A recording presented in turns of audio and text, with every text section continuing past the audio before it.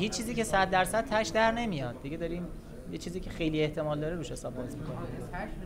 از نظر جریان سفارش می‌خوایم صحبت کنیم چرا این غلطه، چرا اینو شکسته، هیچ چیز خاصی نگیرین و سواب نگیرین. خب این لو چیه؟ سیکرته. چرا سیکرته؟ به خاطر اینکه اینو دارم میبینم اینجا. قبوله؟ از سیکرت سواب نگیرین. نکته اول. نکته دوم، از اجرای سفارش سواب بگیرین اگرم میگیرین. نکته چهارم، از خود اجرای سفارش هم سواب نگیرین، از جایی که پی ایش باز میشه سواب بگیرین. خب یعنی اینجا پی ای این اتفاق باز شده با این گلف.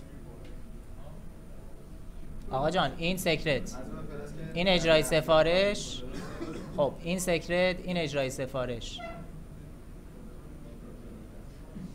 اینجا دوباره اینرش هولد کرده، اینجا پی ای باز شده.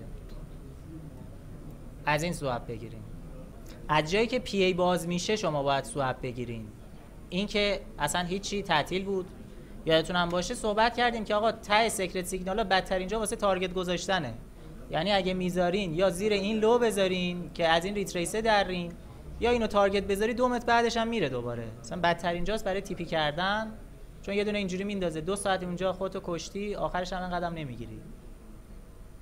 خب یعنی برین زیر سیکرت بعدی، این سیکرت اجرای سفارش بعدی رو درارین، حداقل میخوای تارگت کنی اینجا تارگت کن.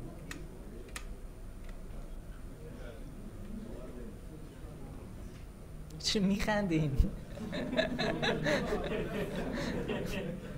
آقا بچه متوجه میشین داستان چه خبره یا نه؟ من خودم میفهمم دارم چی میگم.